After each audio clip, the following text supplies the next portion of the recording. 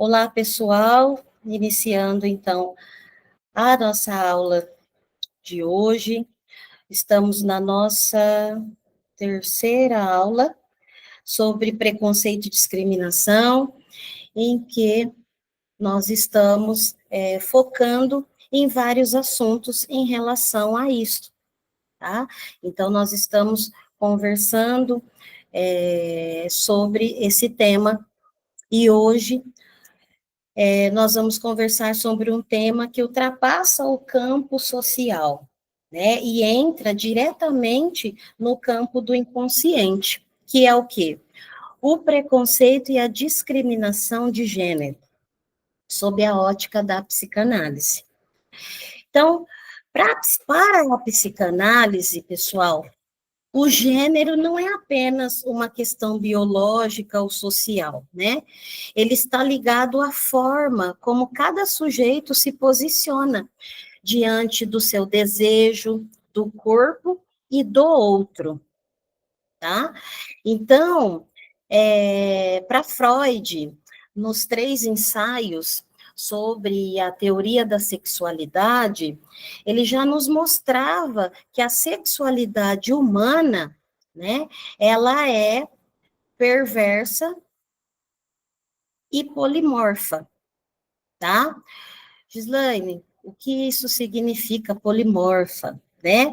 São as várias formas de ser, né? Ou tipos diferentes, né? Então, Freud, ele já falava sobre isso, né? Sobre essa questão da sexualidade humana. E isso quer dizer que desde o início, né, o sujeito, ele é atravessado, por quê? Por impulso, né? Por impulsos, por desejos, que são e que não seguem uma norma natural, mas que são estruturados simbolicamente na relação com os outros, né? Com relação ao outro e com a sua linguagem. Então, quando nós falamos de preconceito, de gênero, estamos falando também de resistência inconsciente à diferença. Né? Então, uma tentativa de negar aquilo que no outro causa uma angústia, porque desperta algo recalcado em nós. Né? Então, essa é a fala de Freud. Né? E já para Lacan, ao dizer que a mulher não existe, né, que não nega a existência das mulheres, ele não está falando isso, mas ele indica que não existe um significante universal que defina o feminino, tá? Isso significa que o feminino é uma posição singular diante de um desejo, e não um conjunto fixo de características. Isso para Lacan, tá? E assim, o preconceito, ele pode ser lido como o quê? Como uma dificuldade do sujeito em lidar com o que escapa à norma social, com aquilo que não se enquadra numa lógica. Tudo bem até aí, pessoal? Fala assim tudo, ou se não dá um joinha para mim. Tudo certo, tudo bem. Ok? Faz sentido isso para vocês? Claro. Então, quando nós falamos na construção de gênero, na teoria psicanalítica, Freud compreende que essa diferença anatômica entre o sexo, aquilo que se chama, né, de falta de pênis, né, serve de ponto de partida para a gente fazer, para a formação de uma identidade sexual. Então, porém, a psicanálise, ela reduz, né, ela não reduz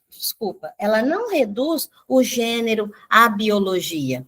O que realmente está em jogo aqui é o quê? É o modo como o sujeito simboliza essa diferença. Tudo bem? Lembrando que tudo que nós estamos falando aqui está em volta do preconceito, discriminação de gênero, uma análise psicanalítica, sem juízo de valor, ok? Agora, já para Lacan, gente, ele amplia essa discussão ao afirmar que, que o falo não é um órgão, mas um significante, que ele é um símbolo de poder ali, né? De completude e de desejo, né? O falo representa aquilo que falta ao sujeito e que ele acredita que o outro possui, né? Então, assim, ser homem ou ser mulher, do ponto de vista psicanalítico, não é uma questão de anatomia, mas uma posição simbólica diante da falta, ok?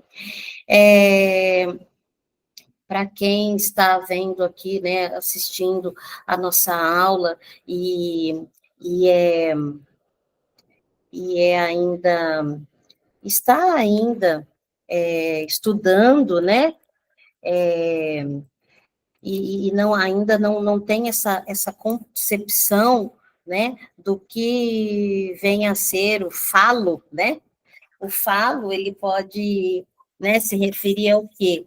A um órgão sexual masculino, né, especialmente em representações simbólicas, né, de fertilidade, de um pênis, ou em conceitos psicanalíticos, né,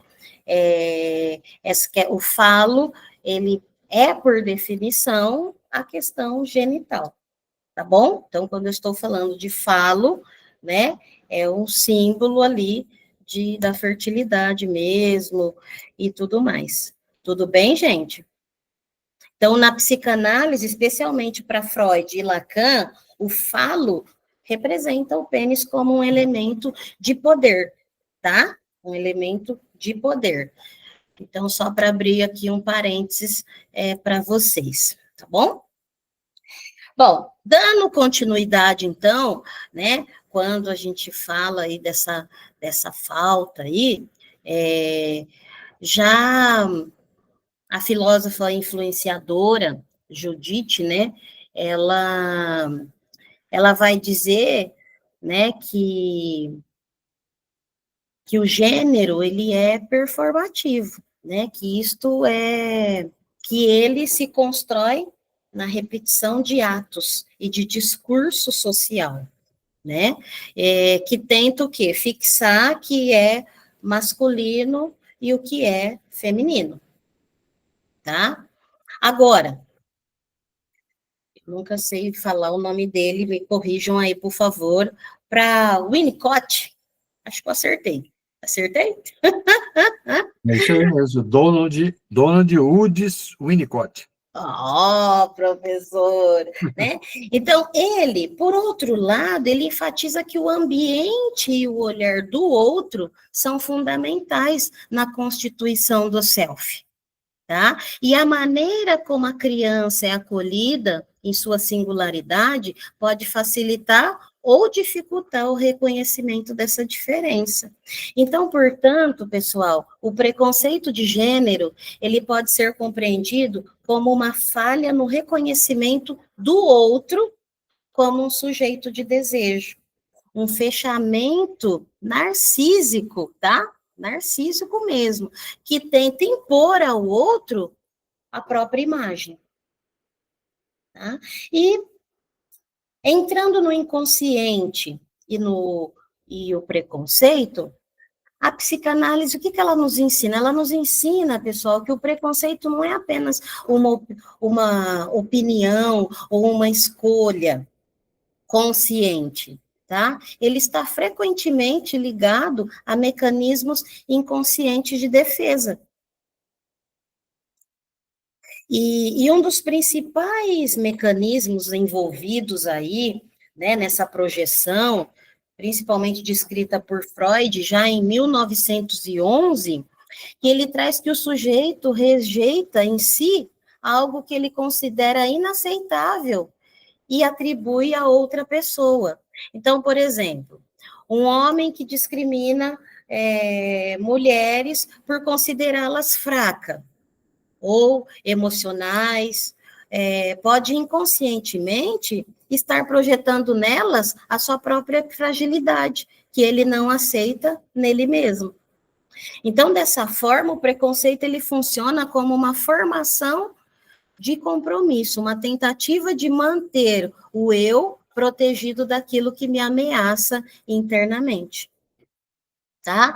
Então, quando essa defesa ela se torna coletiva, ela se transforma em um discurso social, sustentando essa prática de exclusão e de violência. E assim, o preconceito e a discriminação de gênero não são apenas fenômenos sociais, mas sintomas culturais que revelam uma estrutura psíquica de uma época, ok?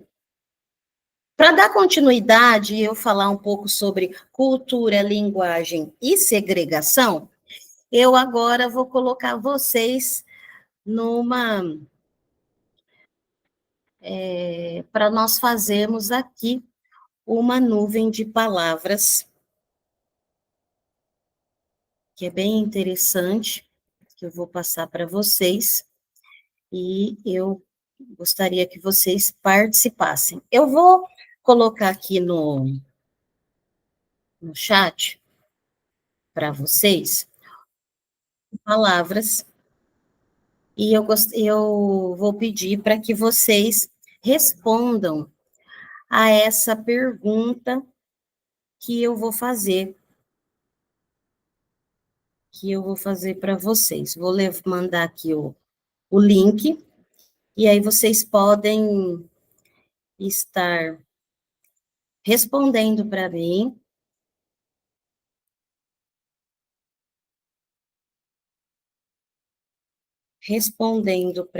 por esse, deixa eu ver, não, por esse link, deixa eu ver se o link vai dar certo. Na sua visão sobre preconceito e discriminação. Deixa eu só ver se é isso mesmo, esse link, e aí eu vou pedir. Então, a pergunta é, o que vem à sua mente quando pensa em preconceito e discriminação de gênero? A pergunta é essa, ok? Agora, eu vou colocar aqui o link para vocês, para que a gente transforme isso numa nuvem de palavras. Se não conseguirmos transformar numa nuvem de palavras, nós vamos colocar aqui no chat mesmo o que vem à mente de vocês quando se fala em preconceito, quando se pensa, né? Pensei lá, preconceito e discriminação de gênero. O que vem na sua mente?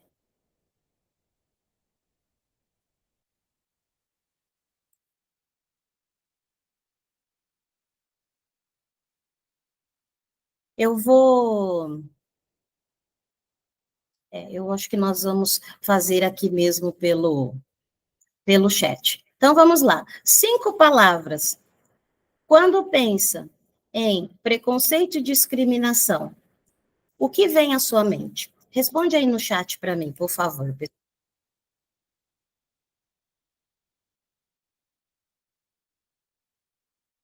Vou dar aí 2 minutinhos aí para vocês responderem para mim. O que vem à mente de vocês?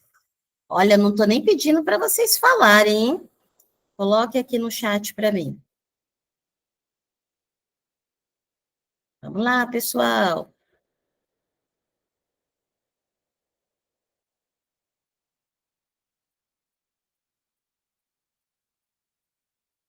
Vocês estão conseguindo enviar mensagens? Sim, estão, porque a Isalia, ela respondeu aqui.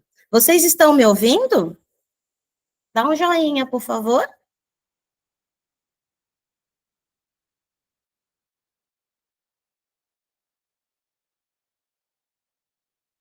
Bom, então vamos lá. Dando continuidade, ao que eu vinha falando, cultura, linguagem e segregação.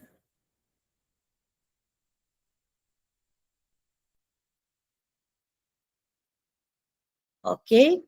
Como eu vinha falando, então, para Lacan, né, no seminário 17, quando ele fala sobre o avesso da psicanálise, ele fala de segregação.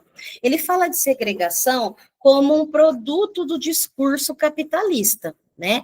E esse discurso ele é centrado no gozo e na produtividade, que cria categorias rígidas e identidades fixas, tá? Que o quê? Que leva à exclusão de tudo o que é diferente ou que não se encaixa no modelo dominante.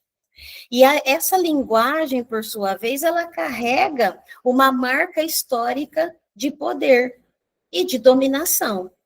Então, termos, expressões e piadas que parecem inofensivas, muitas vezes reproduzem significantes de exclusão e reforçam a ideia de que existe um modo correto de ser homem ou mulher, tá? Então, esse preconceito de gênero, ele é, então, um efeito simbólico. Ele nasce do modo como a cultura nomeia e organiza os significantes, definindo o que é aceitável e o que é excluído do campo do discurso. Então, a psicanálise, o que ela vem, ela propõe? Uma escuta que não busca normatizar o sujeito, normalizar e normatizar esse sujeito, mas abrir um espaço para que ele diga o que o faz singular, independente das categorias sociais de gênero, de corpo ou de sexualidade. Ok? Certo? Faz sentido isso para vocês? Tranquilo? Tranquilo, tranquilo. Eu vou trazer para vocês agora um caso, tá? Eu vou trazer um caso porque eu acredito que para nós psicanalistas é muito importante que nós venhamos a estar aí debatendo sobre alguns pontos, né? Que é importante para nós na clínica, tá? Na clínica, quando aí nós estamos, como nós estamos aí atendendo, ok? Então, eu vou trazer um estudo de caso para vocês, e quero aí, vamos ver quais serão as nossas percepções sobre isso, tá? O estudo de caso se chama O ódio como sintoma, tá? Eu vou ler para vocês. Paciente e a queixa inicial. Marcos, é hipotético, tá, pessoal? Marcos, 42 anos, casado, executivo de sucesso em uma grande empresa, cisgênero, heterossexual. Qual que é a queixa principal do Marcos? Ele procurou a análise, ele procurou o psicanalista após um episódio de crise de ansiedade debilitante e insônia persistente. Ele relata sentir-se constantemente irritado e com uma sensação de mundo desorganizado. A queixa explícita é sobre a angústia, mas rapidamente ele direciona a causa de seu sofrimento. Qual que é o efeito desencadeador do Marcos nesse caso? Há 2 meses, seu colega de trabalho e amigo de longa data, o Pedro, comunicou à empresa que iniciaria a sua transição de gênero, passando a ser Paula. Marcos relata que desde o anúncio sente uma repulsa irracional por Paula e não consegue mais interagir com ela. Ele expressa o ódio em forma de julgamento. Olha as falas dele. É uma farsa. é confuso. A empresa não deveria aceitar isso. E ele, o Pedro, está destruindo a família por vaidade. Essas são as falas de Marcos no consultório. Marcos admite que a intensidade de sua reação é desproporcional, mas não consegue contê-la, sentindo-se profundamente envergonhado pela própria raiva que ele percebe que está o consumindo. Análise psicanalítica do caso. Então, vamos lá. No contexto teórico, tá, pessoal? O sofrimento de Marcos, essa ansiedade, esse ódio, não é causado pela Paula, mas sim pela função que a Paula passou a exercer no inconsciente dele. O ódio, a angústia de Marcos, eles são lidos como o quê? Sintomas de uma ameaça à sua própria estrutura identificatória. Certo? Quais os conceitos em ação aí que a gente pode já pensar? Ameaça à castração e ao falo. Marcos, ele construiu sua identidade em seu lugar social. Um executivo, provedor, homem cisgênero, sobre um ideal de ego rígido, ligado ao falo, como significante de poder e estabilidade. A transição de Paula desnaturaliza tudo isso. É uma ligação entre o corpo biológico e o destino de gênero.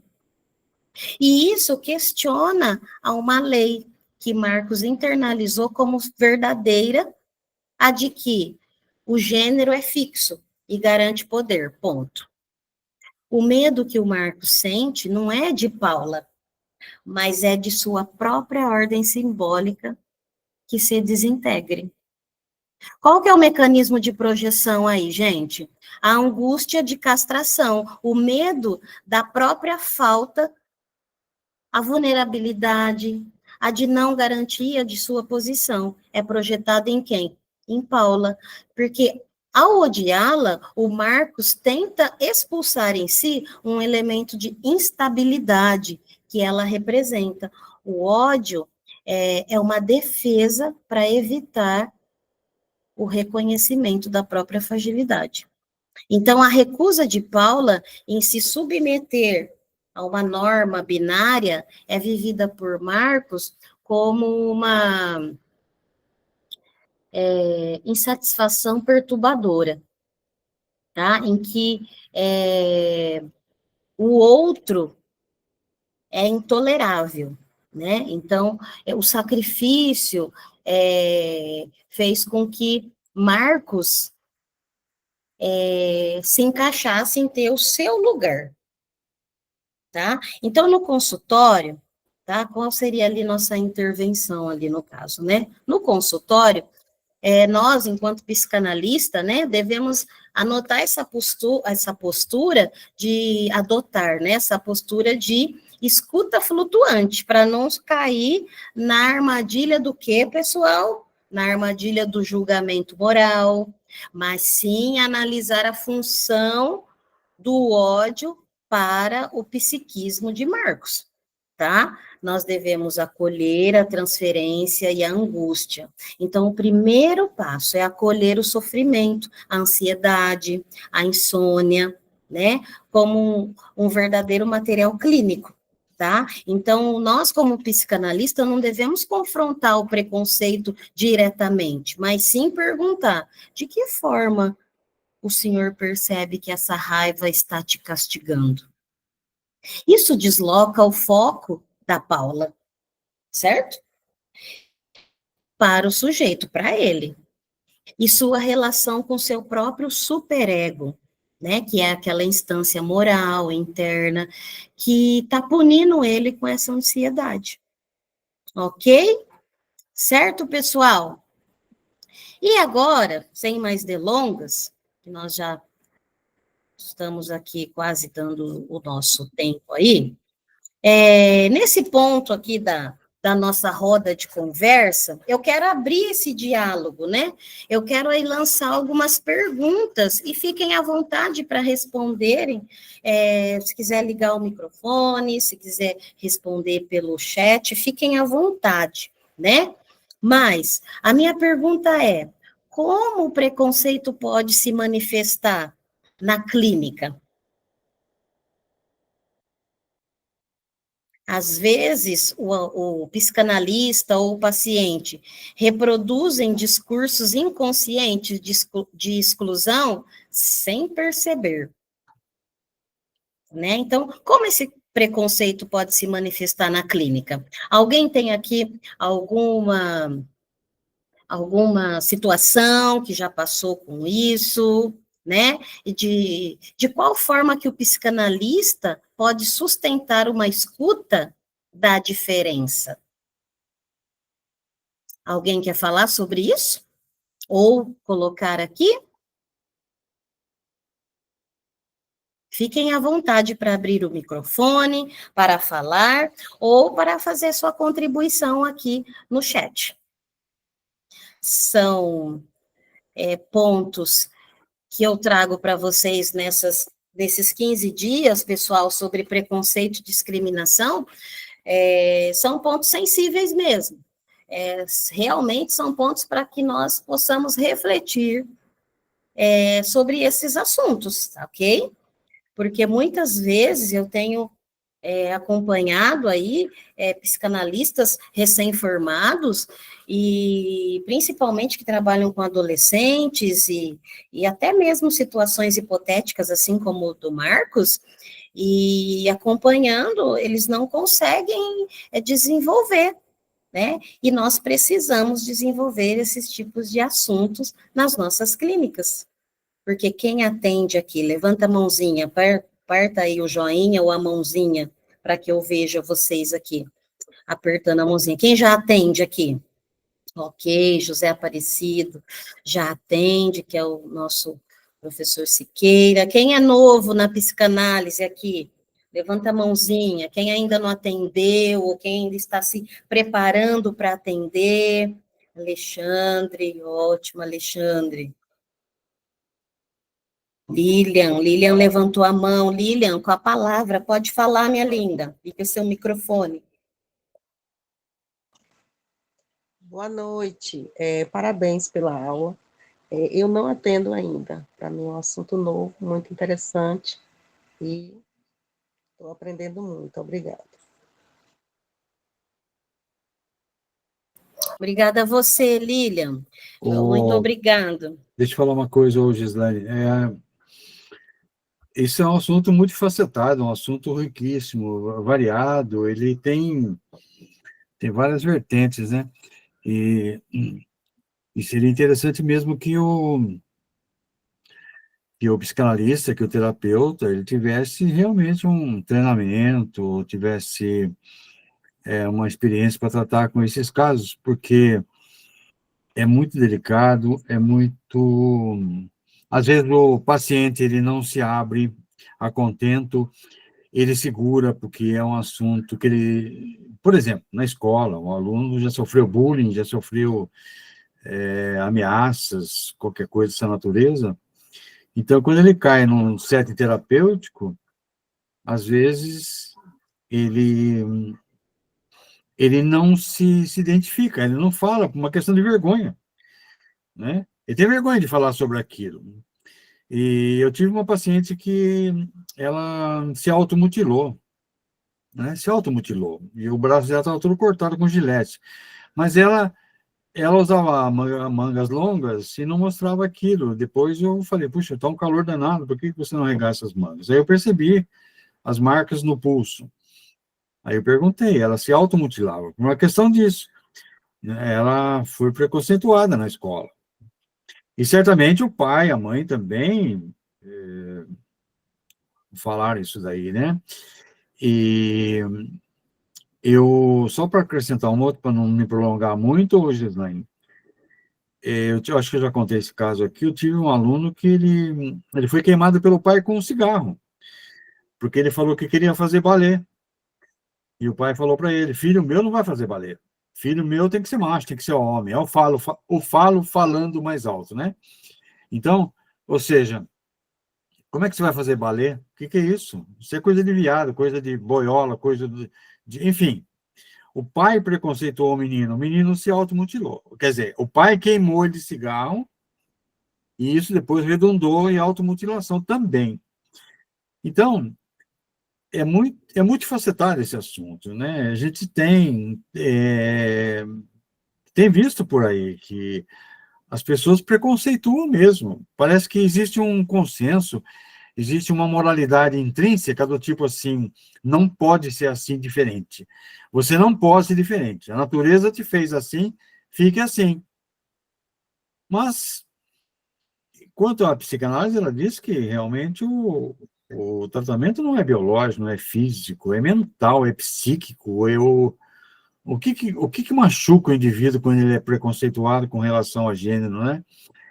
Então, numa sessão terapêutica, exige predisposição da livre associação e a predisposição do terapeuta em entender isso aí sem julgamento.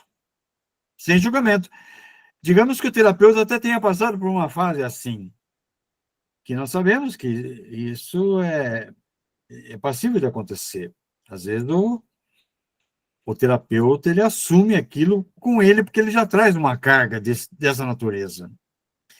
Então é muito, muito complexo, sim, viu, Juliana? Muito interessante isso. Parabenizo você por trazer esse assunto, que olha, é um assunto que tem que ser conversado, porque está muito em moda, está muito em moda, está no nosso redor, está no nosso circuito, está no nosso ambiente de trabalho, está na nossa família.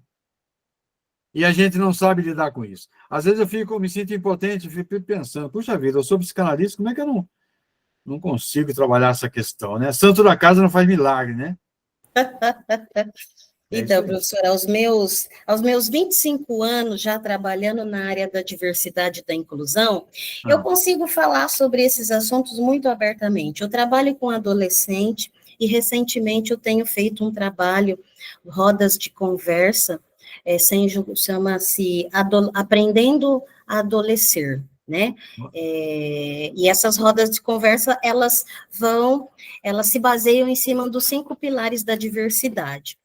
E eu me coloco ali junto com eles, né? Então eu falo, não tem certo ou errado, tem o quê? O que você sente, quem você é, então é a sua diversidade. E é sim. muito interessante isso, e assim, sai coisas maravilhosas. E Uhum.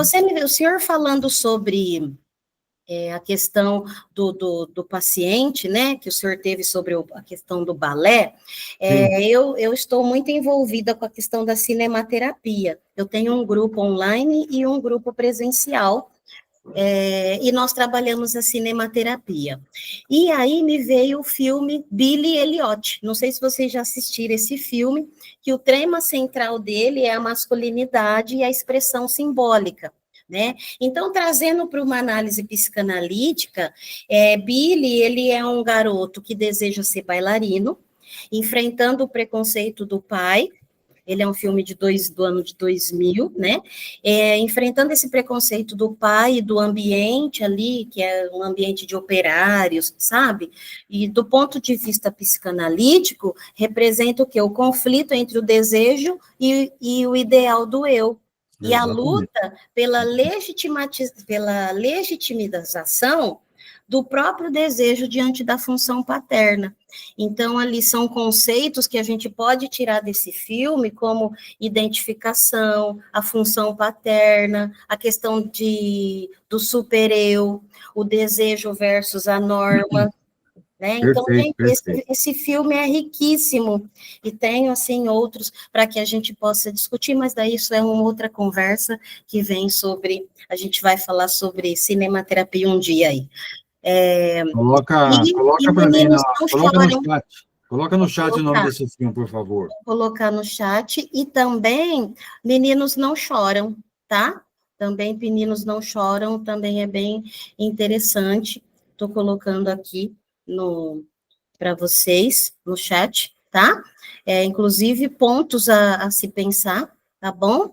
A Janaína está falando aqui que é a primeira vez que está participando, né, mas, né, o filho de 13 anos já faz acompanhamento com a Sônia, que bom, parabéns, Sônia é excelente profissional, não acompanho as aulas dela ao vivo, mas eu assisto às aulas dela e aprendo muito com todos os professores da Sobrapa, porque esses horários é o que eu faço, os meus encontros em grupo, então eu não consigo estar, mas parabéns, viu, Janaína? Está na mão de excelente profissional, a Sônia, tá bom? Bom, pessoal, mais alguma contribuição? Alguém quer trazer mais alguma contribuição aqui para a nossa noite de hoje? Aquele filme O Homem com H mostra bem isso aí também. Também um filme moderno. atual, bem moderno, atual. Exatamente, Também. aquele pai militar que é o filho, o Ney Matogrosso lá, é a configuração dele, né? Então, muito bacana aquilo lá. Aquilo lá mostra exatamente isso daí que você está trazendo para nós. Isso, realmente. E não precisamos parar também só nisso, né? Nós temos também o filme Garota Dinamarquesa, né? Que o tema central também é a identidade de gênero, né? Então, o filme retrata a história de Lily, né? Uma das primeiras pessoas a passar por cirurgia de redesignação de sexual, né, pela lente da psicanálise. Nós podemos discutir aí essa constituição de identidade de gênero como busca simbólica pelo reconhecimento, e a Lily, ela enfrenta a resistência social, conjugal, que reflete aí nessa dificuldade também cultural de aceitar a diferença e o desejo do outro, né? Então, aí entra a questão de narcisismo, de castração, né, de identificação, né? Então, assim, é muito interessante também esse filme, ok? Gosto também de outro, assim, que maravilhoso, que esse vai falar de gênero, raça e opressão, que é a Cor Púrpura, né? Quem não assistiu ainda, por favor, assista, que é a trajetória de Sally, que é uma mulher negra vítima de abuso, né? Silenciamento, ela revela aí uma construção da subjetividade sobre uma interdição do outro, né? Então, do ponto de vista psicanalítico, a história da Cor Púrpura, ela retrata uma reconquista da palavra, né, do direito de desejar, de existir como sujeito. Então, os conceitos que traz a Cor Púrpura vem aí com esse conceito de castração simbólica, de interdição, de voz, de lugar do feminino, tá? Então, também é um filme que eu gosto muito, e que a gente dá para a gente ver bem essa situação do resgate do feminino, tá bom, pessoal? Bom, nós já vamos aí chegando para os nossos finalmente do nosso bate-papo, que passa muito rápido. Creio eu que nós não vamos ficar nesses 8 encontros, porque quando a gente fala de preconceito e discriminação, são várias vertentes que nós temos para conversar. E, principalmente, nós precisamos trazer isso para os nossos currículos de formação. Eu tiro o chapéu para o Sobrapa, porque de todos os currículos de formação, eu não vi nenhum, né, de psicanalista que trata sobre esse assunto, então vocês estão de parabéns aí, todos da Sobrapa. Me sinto lisonjeada de ser escolhida por falar sobre esse assunto. Eu espero estar aí correspondendo a vocês, tá bom? O meu muito obrigado.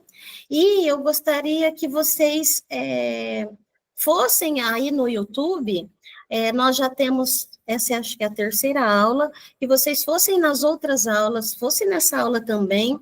Eu gosto muito da participação dos psicanalistas, dos alunos, dos curiosos, dos simpatizantes, para que tragam para nós assuntos também relacionados dentro do preconceito e discriminação que você gostaria que fosse discutido aqui nas nossas aulas quinzenais.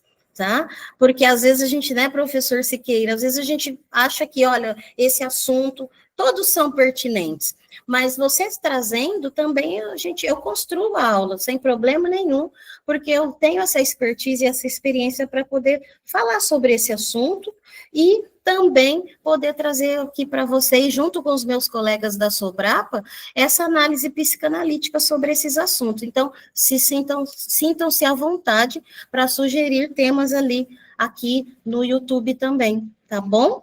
Você tem tratado desde o início a terceira aula hoje, então, aí tem, que nem você mesma falou, várias vertentes, tem a questão social, a classe social, a nacionalidade, né? Então, isso acontece, oriental, contra os orientais, enfim, você tem classe social, economia, gênero, tem um leque de preconceito aí, discriminação. Então, dá para você que é especialista, você tem essa expertise mesmo, fazer uma varredura de tudo isso aí, né? E outra, 8 vai ser pouco, viu, Gisane? 8 vai, eu estou vendo que vai. E agora eu estou abrindo para vocês podem ir no YouTube, colocar lá a sua sugestão, curte lá, comenta, que eu leio todos e vou trazendo isso para as aulas. Eu já quero, uma coisa que eu não estava fazendo, mas eu já quero até adiantar para vocês, a nossa próxima aula daqui 15 dias será sobre racismo. Então. Ok? Será sobre racismo. Então, daqui 15 dias nós vamos nos encontrar, que a aula sobre preconceito e discriminação falará sobre a questão étnico-racial. Tá bom, pessoal? Perfeito, muito bem. Eu agradeço vocês, por favor, coloquem lá no YouTube depois a avaliação, eu espero que esteja fazendo sentido para vocês essas aulas, eu sei que é rápido, mas vocês podem entrar em contato aí com a gente pelo Sobrapa, tá? Tem aí as minhas redes sociais, @G_Cândido1, pode me chamar lá também, enfim, professor Siqueira, professora Sônia, Cidelis, professor Marcos, todos aí, ok? Todos são de excelente gabarito, estamos à disposição de vocês, pessoal, tá? Então, eu espero que tenha feito sentido. Muito obrigado. Eu escolhi trazer esses temas de uma forma leve, para que a gente possa trazer reflexões e saber também, nessa ótica psicanalítica, o que nós podemos aí fazer enquanto intervenção psicanalítica, tá bom? Meu muito obrigado a vocês, até daqui 15 dias, com o assunto racismo, ok? Obrigado, Tchau, Gislaine. pessoal. Boa noite. Tudo de bom, boa noite a todos. Boa noite, obrigado.